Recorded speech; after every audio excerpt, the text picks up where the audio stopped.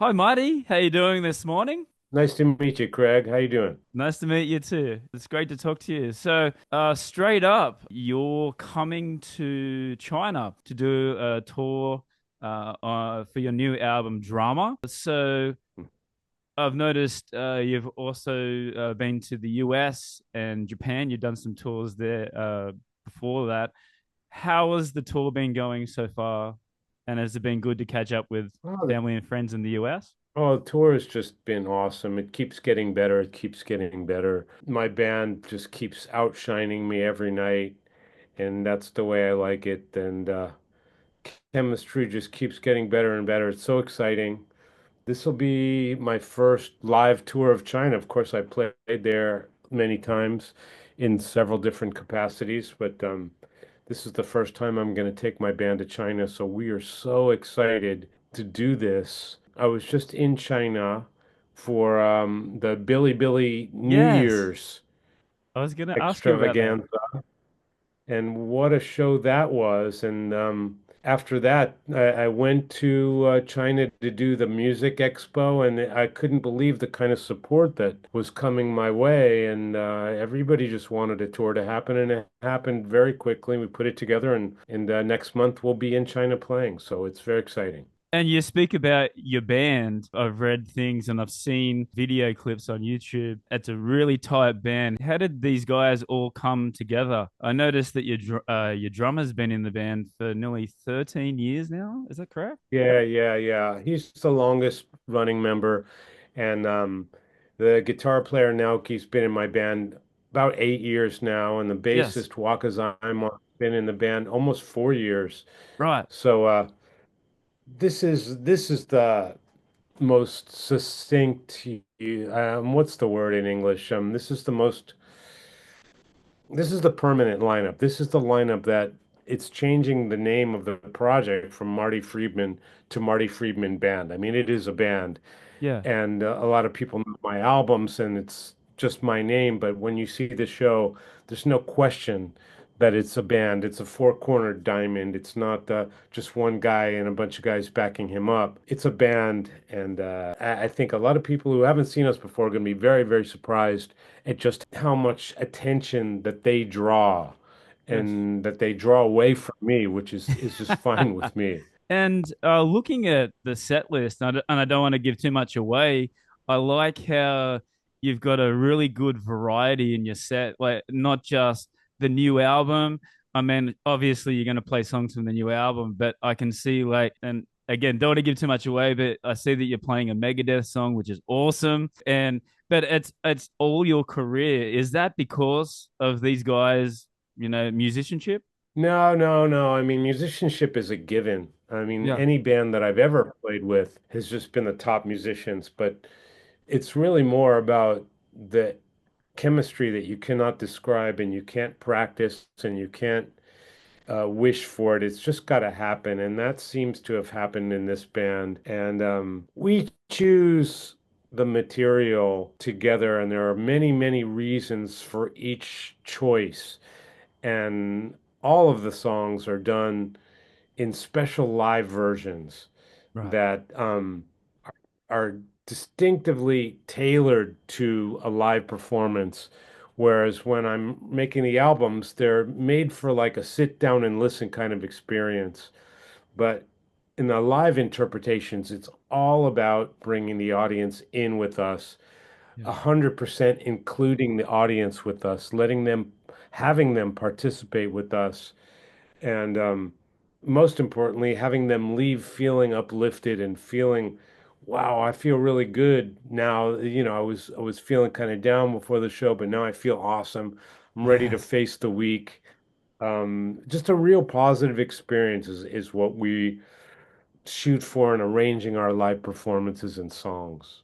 And with the Japanese crowd, I went to Japan last year and saw Queen play. And what I found interesting was that when they finished playing the song, the crowd would then clap. Then there'd be dead silence. Is that a culture thing? And how does that go with your band and when you're playing in Japan? I mean, you feed off the energy, right? Like, so how does that work for you? Yeah, that's kind of a cultural thing, Right. but we try to avoid that. Um, we try to avoid that, and the way to avoid that is to keep the audience engaged with us. It's not like play a song, have applause, and go to the next song. We don't really do that so much. We I don't want to say skits because that makes it sound kind of like a comedy, but we have sections where we're talking to each other, where we're stopping songs in the middle and changing things and getting the audience involved and making the audience chant things at us. And and it's really that those are the type of things that allows us to avoid that kind of lull where they clap and then they stop, Right. because that is what would normally happen in a Japanese concert. It's really actually a sign of respect because they're clapping and they want to hear everything the way they want to hear the next song. And once the band starts, it's like quiet out there because they're listening. Unlike in other countries where they're just going crazy the whole Yes. time, Yes. which as a player, I like them both a lot. I like when the audience is going crazy, you're a little bit less conscious about playing everything exactly so accurate. But when Yes. the audience is silent, it's like they're listening to every nuance and every note, so you better do it right. Yes. But we're all about entertaining, so we're not really that concerned about accuracy. I mean, even when we're not playing our best, it's pretty damn accurate. And accuracy is not like something that you walk away from the concert saying, wow, that band was great. They were so accurate. Who Yes. cares? I want people to walk away from the concert saying, that was so entertaining. I completely lost myself in the 90 minutes or 120 minutes they played. And so that really involves with getting the audience into the show and having them participate as much as possible. Yes. Um, Obviously the clapping, having them clap to beats and stuff, and having them chant certain things and having them answer questions while we're playing. It's really kind of an art that we are developing a lot. And the more, the better, because our music is instrumental, so they don't have lyrics. So we want to use every weapon we can to get people literally in the band for the time we're playing. When was the first time that you did come to China? Was it 2018? And what was your first Uh, impressions of China? no, I've been coming to China for a lot. I'd done a lot of like guitar seminars there, Right. even in the early 2000s. No one was really doing it back then. Um, I was kind of one of the first guys to really do kind of high profile guitar events in the early 2000s. And then I toured with A-Mei, Right. and I guess is you could compare her to like a Beyonce of Asia. And we toured in so many cities in China, I can't even count them. And what really left a big impression on me when I tour with A-Mei, first of all, she's the greatest singer ever. I love her so much. Yes. But the biggest impression was we'd go to these cities, and I didn't know the name of the city, never heard of it. But you get there, it's like 10 times as big as New York, Yes. and it's like a massive metropolis, but I've never heard the name of the city before. It's like, how many different metropolises are there? It's Yes. like being on a different planet. I just loved every minute of it. Of course, the food. The people were just so really receptive to what we were doing and just so passionate about music, and just loved being in China. And for my first solo tour of China, it's a big thrill for me and my band to go there. Yes. And you're doing Shanghai, Beijing, and Guangzhou, the three biggest Anja, cities. yeah, And the yeah. comparison there, I'm from Australia. We have 26 million people. That's how many people are in the city of Shanghai. So there you go. So it's There you go, the whole country. yeah. And speaking of Australia, are there any plans of going down to Australia on this tour this year or next year? I really hope so. We're trying, our goal is to play everywhere on drama. We played America. We're going to probably play there again. And we're playing Latin America and South America Yes. and China. a lot of festivals in Japan. We're doing more festivals in Japan than ever, which is great. Fantastic. And we talked about doing Australian tour earlier this year. We decided to go with America instead for a lot of reasons, but Australia is a fantastic territory for us. We played there, I think, maybe 5 years ago, Yes. and so it's about time. We're planning to hit everywhere on drama. It's just a matter of logistics. That's very encouraging, Marty. Hope you can get down Yeah. there eventually. So Hey, and your accent makes me want to go to Australia right now. being a teacher here now, it's I've tried to neutralize my accent, but It's not neutralized, man. when I go to America, I have people sit next to me at the bar and they just want to listen to me talk. Yeah, Can I you? get it. I totally get it. I Yeah. agree. And you're speaking about Billy Billy for New Year's last year. You are now on the Billy Billy website now. And this is like, for people who don't know, it's like the YouTube of the Western. Excited to be on Billy Billy as well, because that'll just branch out to huge audiences. Yeah, Billy is just as big as YouTube. I Yeah. mean, in China, you can't watch YouTube, correct? Yes. Weird ways to watch it, but like normally, if you just plug in, you can't see YouTube. So what they have is Billy, which is amazing because once I got on there, there was all kinds of videos that I've never seen before, and Yes. just really rare stuff and cool stuff. And so when I did their New Year's thing, the staff there was so incredibly friendly and we got on so well. We made a whole lot of really nice connections. And I got started on Billy, and lo and behold, the tour's happening. And a lot of things are going to be cultivating China for me because it's a territory that's only growing and growing. Yeah. Rock music and electric guitar music is relatively new compared to like the other territories in the world. And believe me, they are catching the fever. There's a Yes. lot of really cool bands in China, really cool guitar players and instrumentalists of every instrument. And I'm proud that I was kind of one of the first guys to go over there and spread electric guitar disease to people, get people hooked on it, That's awesome. and every year it seems like more and more excitement and adrenaline is going towards the instrument of guitar and heavy music and rock music over in China. So I can feel like a little bit of pride from taking a little part of that and want to continue that in a big way. Yeah, absolutely. You can feel it because when you say that you play guitar, oh, really? You play guitar? They're really shocked and amazed. They want to see you play. So it's definitely a huge market for you, Marty. That'd be really, really cool. And it's close to your home in Japan. Like, I do believe Close Shanghai here. to Osaka is like 90-minute 2 hour flight. Yeah, I love it. I love Yeah. it. And the people are so receptive to musical concepts, and China has a very rich musical history, which I've studied a lot, and it's Mm, influenced me a lot. So, yes. and even current Chinese pop music, I'm a big fan of it, and have always been a huge fan of Jay Chou. And every time I talk Right. China, I'm literally blathering on about Jay Chou, and that's only because I want to work with him so badly Yes. that I say it every single time, and one time it's going to hit. Maybe it's going to be our podcast here today. So Jay Chou, if you're listening, anytime, call me up. I'll be there.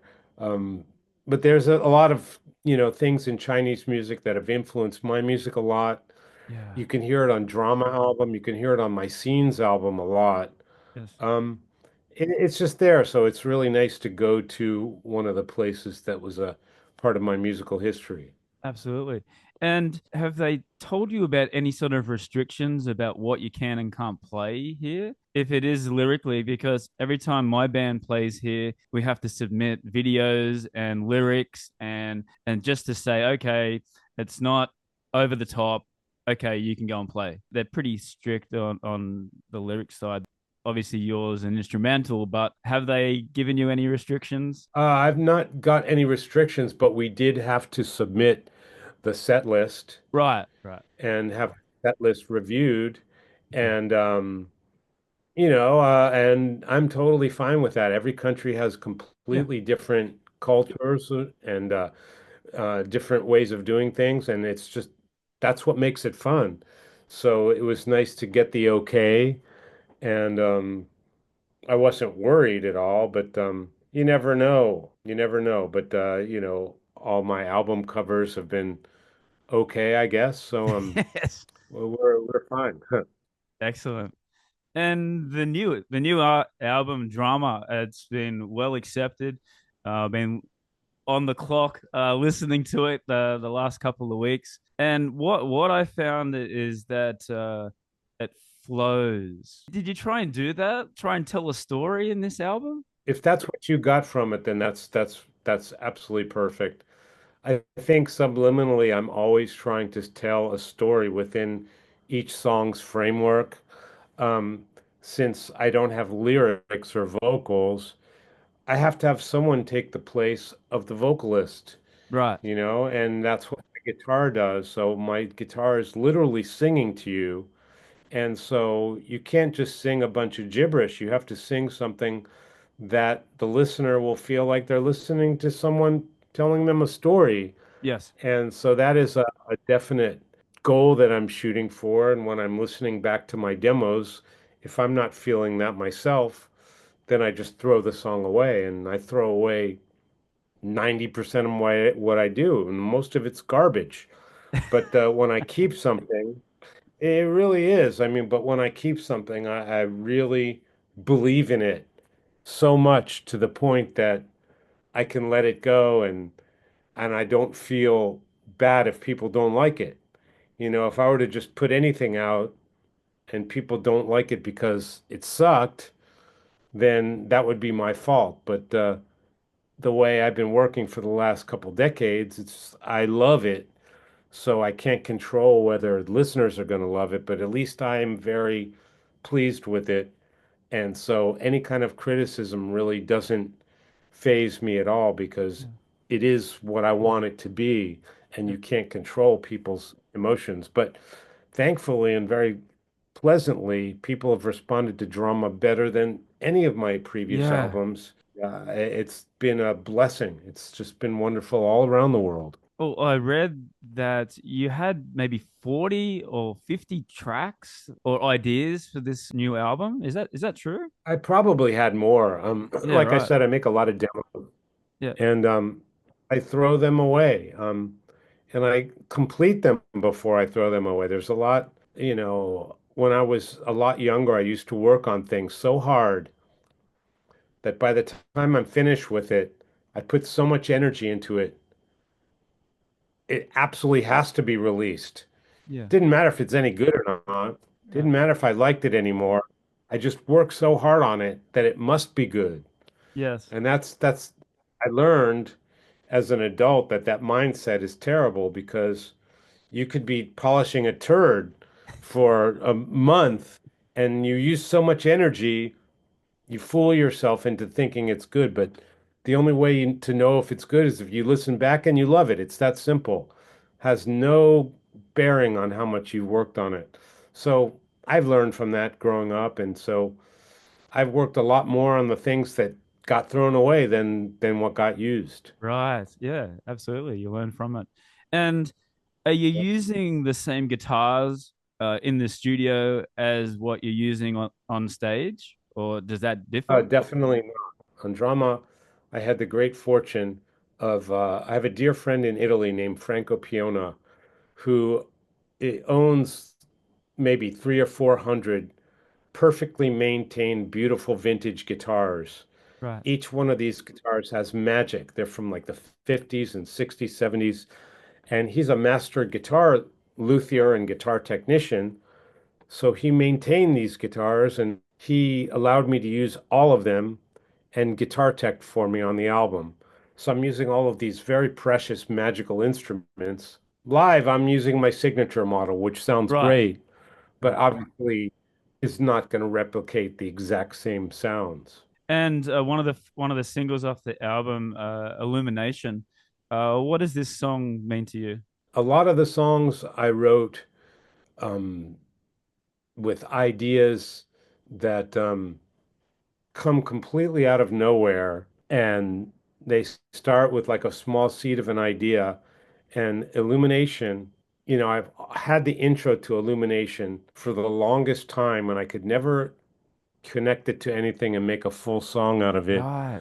And if you think about it, the intro and the main part Yeah. of the song really are not related. And I tried so hard to make them belong in the same song because one pet peeve I have is when, especially in instrumental music, guys just tack one idea onto the other and there's no real flow, there's no real meaning. It's just like, I got this idea, I got this idea, Right. kind of like the Beatles, Abbey Road. Yes. It's like, That's a good. That's a I good. really hated that. It's like, let's finish the idea and make a song out of it. Just don't put a bunch of scraps together. Yes. So with Illumination, the trick was to get the main theme to fit inside the intro. This might be getting a little bit technical, but if you No. listen again, the main theme, da da da da da da da da da, very simple theme. I kind of maneuvered it into the intro, which sort of made it flow, and it just was the key to the whole thing working. Yes. And I'm like, I did it. I did it. I finally was able to use this nice intro that I didn't know what to do with. It was a long journey. I think it worked. People responded to that song probably the most off the record. Yeah, loved it. It almost didn't happen because I could never get the right arrangement. And they're fitting in well with the other songs from your back catalog. Yeah, I think the whole record is like it's an elevated version of my entire catalog. Actually, this is going to sound weird, but I think it's so good that I kind of like my previous stuff less because I'm so pleased of this. It's just really weird when I think I've finally evolved to the point where I'm really I feel like I'm in the zone. It's really weird. I never felt this way before. I've always done the best I could. I've always been very satisfied with everything, and Yes. I still love everything that I've released because at the time it was the best I could do. But I think now I have powers that I didn't have before. Happened with You, drama, even with drama. Um, Now that we've been playing some of the songs live, I feel like they're better live than they even were on record. So yes. there's something in my DNA that's evolving. I don't know why it's deciding to evolve now. I'm not in my early 20s anymore. I don't know why I'm getting this growth spurt now, but I'm not complaining, and it's a happy thing. Yeah, it's the whole evolution, but you keep reinventing it and just doing something different creatively. I love that. And you're always pushing the boundaries, Marty. That's what I like about your For sure. style. So let's talk about Dreaming Japanese. The book came out last year. The book came out Yep, last year. in December. So tell us about that the whole process. When did you start thinking about doing this, and how did you do it? Did you have a dictaphone? Did you have okay, this the era that I want to talk about, or were you typing it away? Tell us about the whole process of this book. Well, I knew someday I was going to write an autobiography, and I've always kind of had a manuscript going. Right. Probably started maybe at least 10 years ago, just having a very rough manuscript going because I knew the day would come. But that work paled in comparison to the actual work of getting started to do it for real. But it was a good starting point because it showed me what was important then, and it kind of reminded me of things. And once I started writing the real manuscript for it, um, I realized how glad that I was that I never really got into drugs or alcohol Yes. after my teens. When I was a teen, I was full on hell bent on getting wasted all the time. But as soon as I was 17, I was completely clean and straight up until now. So I'm very glad about that because my memory is just crystal clear. Yes. Every detail. It's not like, well, what happened back then? No, every single thing is retained clearly. Yes. So I was very happy about that. Writing the book, I made my main criteria to be things, personal things, private things that belong in an Yes. autobiography, not in an interview or not somewhere on the internet. So usually in interviews, you talk about the latest record or tour or things like that, but you don't talk about family and you don't talk about interband relationships or the people around your life. You don't talk about those things and sexual things. And so my criteria was everything that no one knows about me and my experience in every band, every family situation, every album, every tour. And I just went methodically one by one. Yeah. And it doesn't make me look good all the time. One thing I wanted to avoid, like when I see some people's autobiographies, sometimes it looks like a resume. Yes. I did this, I did that, and this was great. And I found that less interesting. I found it more interesting when people say the things that they regret or things where, I did this and it was really not a very nice thing to do. Coming clean on things, letting Yes. things out. Was that hard for you? At first, I'm like, why do I have to go this? My mom didn't want me to say all these things. Oh, She was like, right. there's no Right. people need to know this stuff. And I'm Yeah. like, a lot of people, especially guitar players, I have no idea why. And I love it. But fans who idolize us, they just put us up there really high. Yes. And I think in an autobiography, it's the time to be as human as you possibly can and say things that might embarrass the writer of the book, but it'll bring us closer to the fans so they don't think that we're Yes. necessarily this untouchable non-human hero, and hopefully bring a little bit more humanness to our relationship. But when I finished the book, I'm like, oh my God, so now people know all this embarrassing shit about me. And maybe I should have kept it quiet. But I think that's what makes it easy to read. And so far, the reviews and the response has been just beyond my wildest dreams. So, yeah, You're human, Marty. unfortunately, I'm human. Yeah, Yeah, yeah, for better, for everybody worse. everybody makes mistakes, right? What you said before about you being sober. I mean, I was a big Megadeth fan. I still am a big Megadeth fan, and all I could read was in the magazines and what I saw on MTV and all that. So to actually have a deep dive and see what actually happened, and you were quoting things that I'd never, as like, oh my god, that is okay, now I get why you did that. Okay, understand why you did that now. So yeah, the one thing that I took away from it was that what you said just then about you being completely sober and during the Megadeth era as well. That, I mean, temptations, Marty, like, Oh God, I was not tempted by anything. Because, like in the book, I shared all about my teenage years where I was just the hardest partier. And I like lived three lifetimes by the time I was 17. yes, And so once I stopped everything, I could clearly see how drugs were just completely messing up people's lives. And it made losers out of really good people, people with talent, people with intelligence, and yes, people with potential, and not people who are evil, good people that just drugs fuck them up. yes, So there was no temptation at all, yeah, because I saw what happened, and I already had my fun. I escaped. I luckily escaped it, yes, but I saw what happened to these people. I'm like, no way. Most of my trouble happened just from too much of the, you know, messing with the ladies. You know what I mean? That was my yes, temptation yes, was there. Sex, drugs, and rock and roll without the drugs. And you can still get in a lot of trouble there too, believe me. But yes, yeah, so the drugs, I was not tempted in the least. It served me well. It's kept my brain really intact. And for the book, there was no like blurriness about things. And during the Megadeth years, I was completely sharp as a tack the whole time. I remember everything That's in great detail.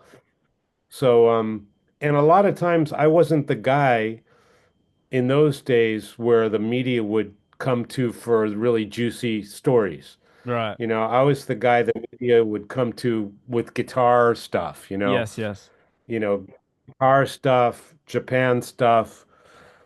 Then the media would come to me, but like for the juicy details of interpersonal things, I It'd was be not the Dave. guy. So I have a Dave whole Mustaine. story that's never been told before, and now's the time. And going back, like at the start as well, there was a quote about quaaludes and sex or something like that. And I was like, Ah, oh my God. oh yes, oh yes. So I assume you understand the allure of that. A good mix or something like that. Yeah. I would be tempted to do that now, but Let's go back like into your career, and I'm sure you've had these questions like 1,000 times, but for new fans, you grew up in Washington DC in the US, right? Yeah. yeah. So growing up, were your mother and father, were they in the entertainment industry? Were they musicians, or how did you start with that music? Not at all. I mean, my family, no one is musical. Right. They like music. They had albums, but no one played an instrument. No one was even remotely in the music business. They didn't know what to make of it, but they supported me for a long time, much longer than most parents do. I mean, as you see in the book, I was like 27 years old before I even made a dime from music. Yes. Yeah, that's like really friggin' old, man. So all of the struggles, usually like if you try music, you go maybe you're 22, 23, 25. My folks supported me even after that. So I couldn't pay them back anything till well after that. Yes. So I was very fortunate with that, but They must have known that you had a gift and a talent to play guitar, right? I think so, yeah. And I think they knew that probably I was going to do what I was going to do with or without their support. So I think they knew that their support was going to make my life a little bit easier because without that, I would have still done music, but I would have been couch surfing all the time and living with strange people I didn't know. I still did that anyway, as you see in the book, but Yes. I would have done a whole lot more of it. I'm not suited for anything else, and I wasn't back then either. And it was amazing, interesting for me. Also, I didn't know any of the other bands that you tried out besides Megadeth. So, reading about that you tried out or you're going to try out for Madonna, um, you got a phone call to try out for Kiss. Is that true? Or is that just rumors? Yeah, Yeah. yeah. No, it's And true. so, uh, what was your thoughts on that? I mean, I know you say a lot about that in the book, but what could have been if you joined Madonna, right? Yeah, it was very close to happening. The Madonna audition was on a Friday, and the same week the Megadeth was audition was on a Tuesday. Right. So it would have been the other way around. Well, to be probably honest, I probably wasn't the best guy for the Madonna gig, so I wouldn't have got that. Probably what would have happened was if Madonna was on a Tuesday and Megadeth was on a Friday, I would have Wow. done Madonna. They would have said, okay, we'll think about it. And then I would have done Megadeth on Friday anyway.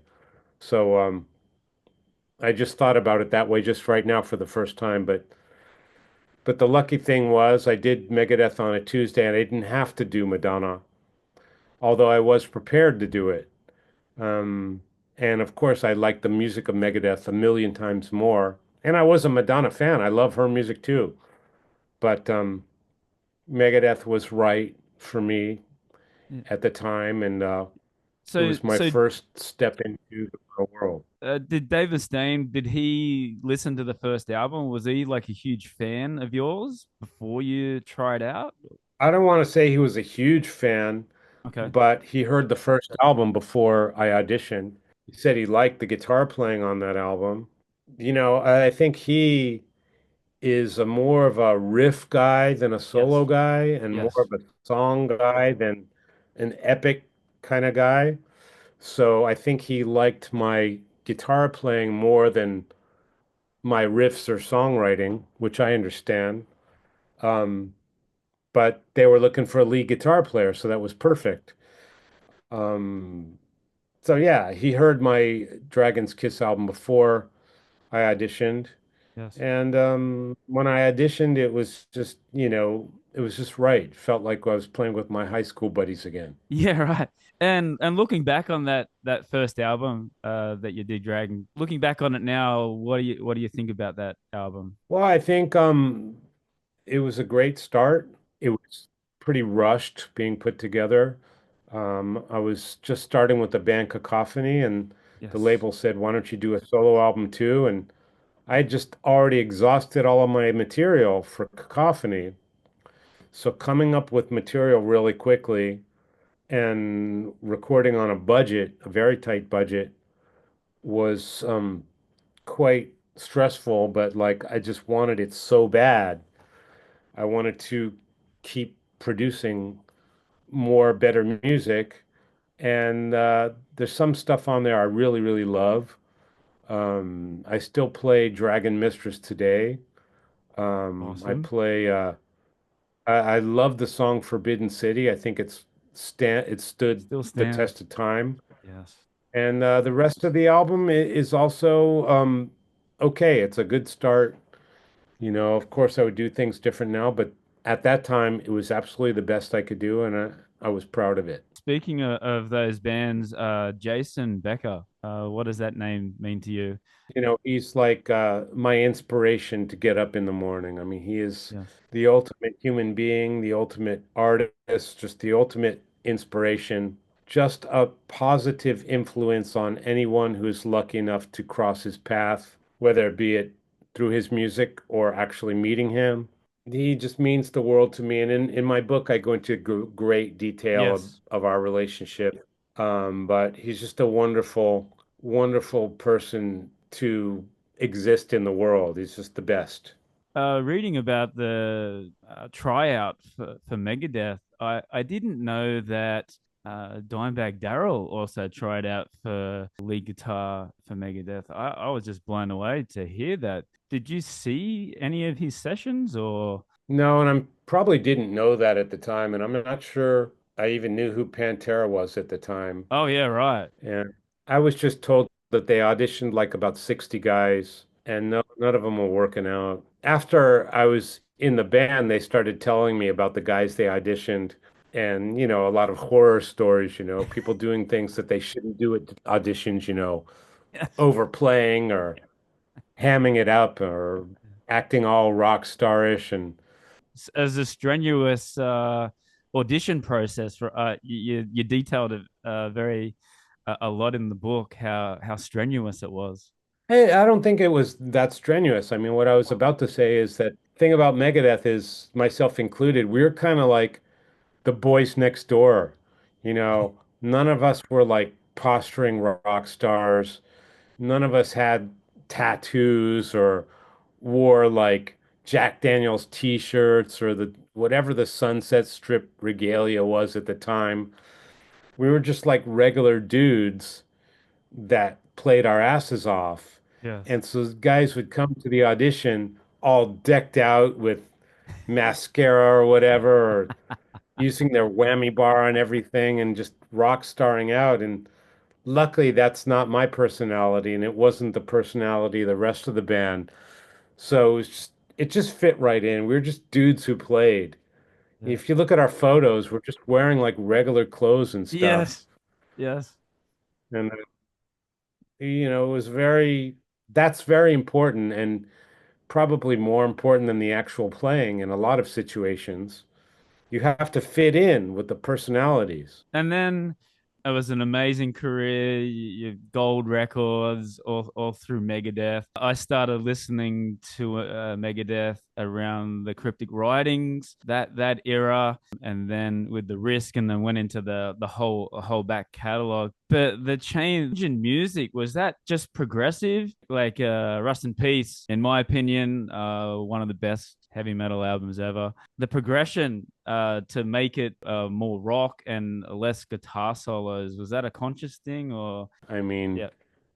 very clearly laid out in the book. But the short answer is, I think any, and this is not only Megadeth, this is in any situation Yes. in my career and probably most musicians' careers, once they start to reach the next level in their success, whether it being going from a, a local band to playing out of state and then playing out of country or going from indies to a major label, once you start making that rise, you start to see, hey, there is ways that we can make this even bigger. Yes. And now we got our foot in the door. And now, if we just kind of go a little bit more into that commercial direction, we can see the big picture. We can see the big success. It's just one more step away. So you're consciously trying to make that bigger step. Okay, this album went gold. How can we make it go platinum? Yes. And then when the album goes platinum, okay, let's take that a little bit farther. And then you see it go double platinum. Now you're in a multi-platinum situation and you're seeing even bigger things. Okay, we're staying on, we're staying in five-star hotels now, and we have a luxurious tour bus. How do we move that up to a private jet?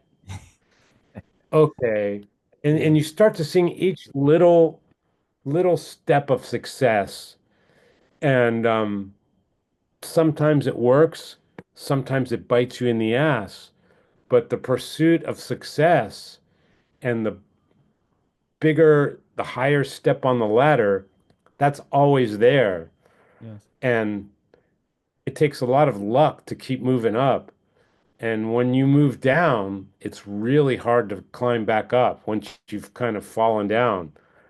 And it hurts Yes. and it's embarrassing and it sucks. And so all of that's in the book in great detail. Yes. That's what makes the story interesting, really. I mean, if it And was that, and all that's success, yeah, and that's what I was gonna say, Marty. Like you really opened up on it, and you told the truth rather than stories and alleged. And no, you said no bashing, just the truth. I think that's a yeah. great And quote. the thing is, and no excuses. You know what I Yes. mean? A lot of things, when you don't sell, you say, well, the A&R record, the A&R person got fired, and they put a new guy who didn't know what to do. The label didn't support us. Yes. Um, a million excuses Yes. why things didn't happen. Sometimes you got to say, look, we just sold out. The fans weren't buying it. We failed, Yes. and when you say that, it opens the floodgates to a lot of honesty and a lot of good reading, to be honest. Yes. And so I try to focus on that. And what's interesting, as a fan, that was so sad, and I was crushed that you left Megadeth, but the next album was back to their heavy roots, big guitar solos, double kick, back to their hardcore heavy metal styles. So if it takes something like that to rejuvenate them, then I guess that's a positive thing, right? Yeah, I didn't really follow what they did, but playing heavy metal music is what Megadeth does best.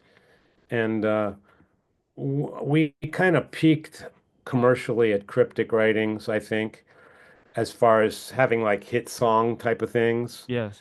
songs that get on the radio, songs that bring not only guys but girls. And on that tour, there Yeah. were a lot of girls on that tour, and there were a Yes. lot of festivals that we played on with very commercial acts. So I think that was probably the peak, but as you can see in the book, Megadeth is metal and they do Yes. metal the best. We Yes. had a little success with commercial music, great. But so after I left, I think maybe they felt, let's go to back what we do best. I don't know what Yeah. their decisions were like, but they did a great job. Yeah. And that brought me into it. I was seeing you on MTV and I'm listening to it on the heavy metal radio stations as well. So yeah, what I found maybe the most interesting in the book is you telling us very in depth about how you left Megadeth. It's great, and I want to get your opinion on a if somebody is in that similar situation where they're playing music in a band. It doesn't have to be a successful one, but just playing in a band and they feel like they're not creatively, but they don't want to leave the band because they don't want to let their bandmates down. So, what advice do you have for people in that situation? It really boils down to how much do you believe in your art? Yes. How much do you believe, not necessarily believe in the possible success of your art? How much does that art mean to your personal well-being, your personal character? How much does it mean to be able to put your own John Smith's music out there and focus on that? How much does that mean? Um, you just got to weigh that in, you know what I mean? Um, and it's hard. The hardest thing was, the music business is a complete crapshoot. It's like the lottery. And even though Megadeth was kind of on the downslide when I left, we were still definitely selling gold. Yes. A gold, that is nothing to sneeze about. And like I said in the book, it's like, you're a fucking idiot, dude. You're leaving a Yeah. gold selling band. You got nothing. You're gonna make this weird exotic music, and no one's gonna buy it. It's too weird. It's too exotic. It's too foreign or whatever. What are you gonna do? What are you gonna do for money? So those are all the things in your mind, but I think an artist has a responsibility.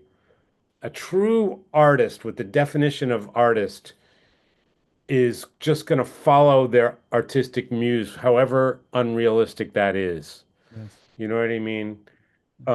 It is what it is. I mean, if you're born to make a certain kind of music, that's what you're going to do. Um, some people, and maybe more intelligent people, will say, look, I know my art is super eclectic. I'm going to, fight it out in this situation that I'm in because I can make a paycheck. I can pay my rent. But in my case, the artistic muse was just too strong. It won out. So I think each person has to judge for themselves how good they're going to feel when they have the freedom to do whatever the hell they want. And when they put their name on it, it's 100% theirs. And that's what did it for me. And Yes. it forced me to work so hard. And in the book, you'll see, how I eventually far eclipsed all the success I did in Megadeth, albeit in a much different forum Yes. in the Japanese world of music and entertainment. But that's exactly what I wanted to do. So Yes. it was a win-win for everybody. I was very lucky, making it in music it's a crapshoot. It's winning the lottery. It has nothing to do with talent or how hard you work.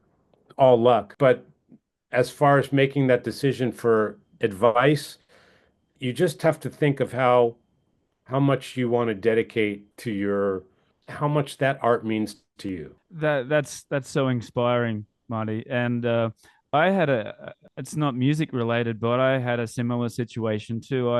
I made the decision to move to China, to come and start just something fresh, to do something different and be a creative and see how far I could push myself, learn a new language just like yourself, and and I have. I've got more confidence, and I've really it's changed my whole life for the good.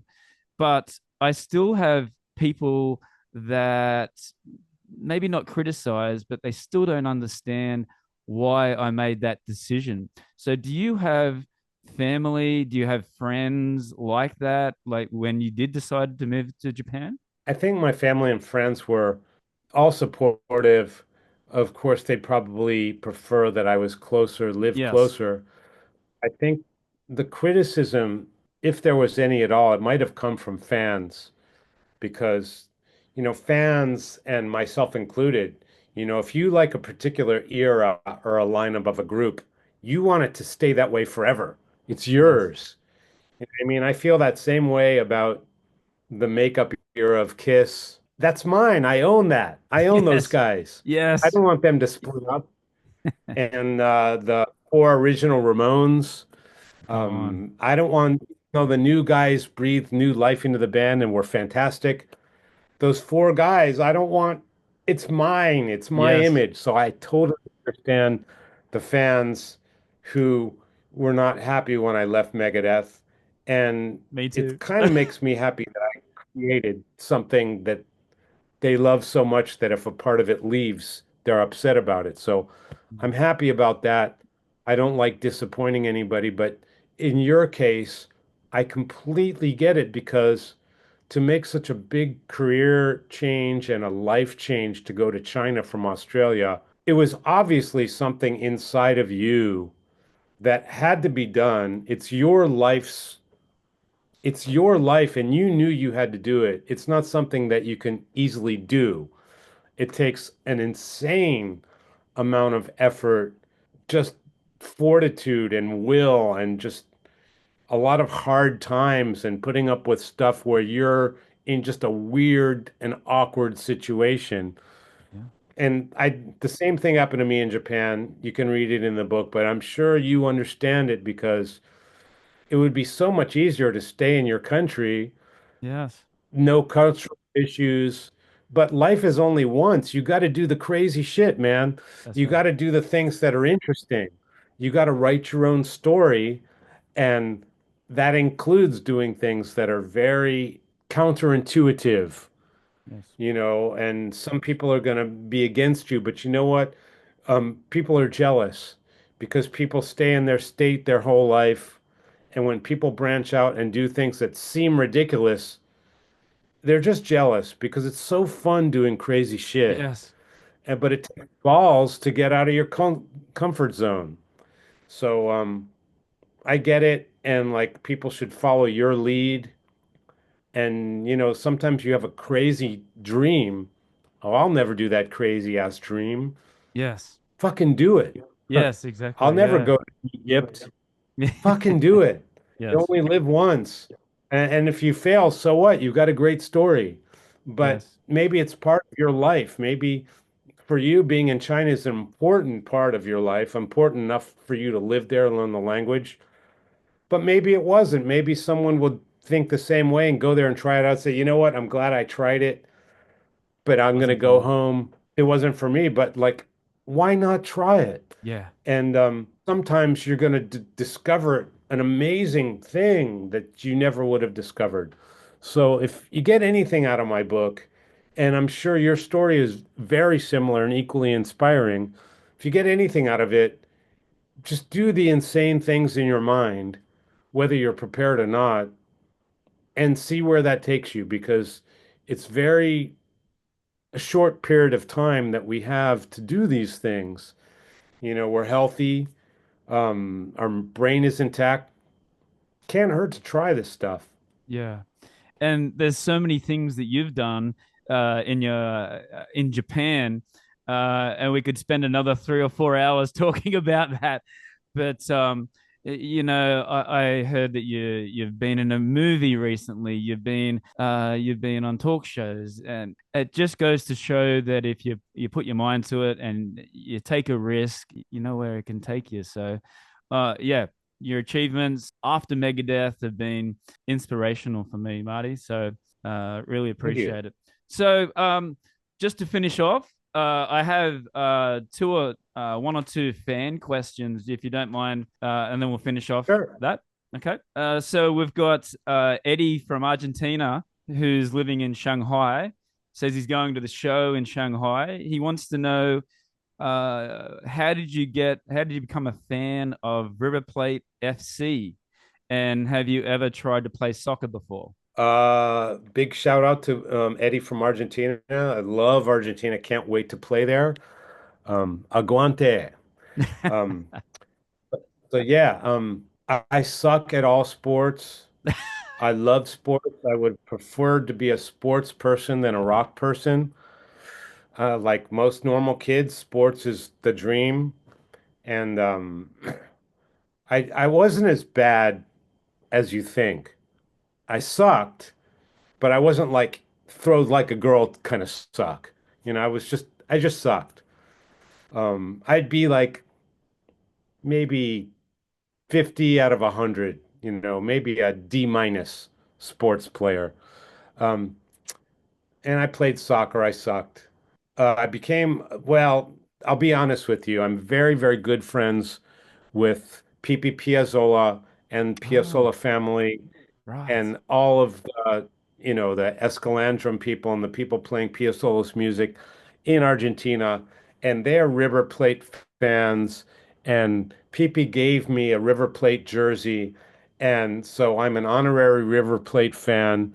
But I don't want to alienate the other fans of the other soccer teams. Um, I just love Argentina, so I don't want to get in any fights. Yes. Um, that's the story. This one is from Dylan in Eugene, Oregon, US. Was Marty a Jackson guy pre Megadeth? Yes, way pre-Megadeth.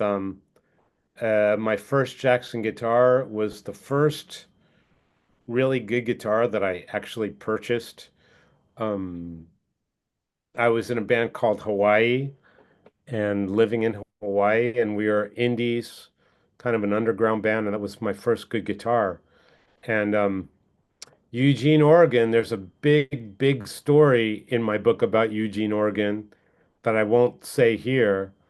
But Eugene, Oregon is a very important landmark in my story and in Megadeth's story. So check that out. But Jackson, yeah, I was a Jackson guy when they first started. They were the first company to make shaped guitars that are very, very high quality.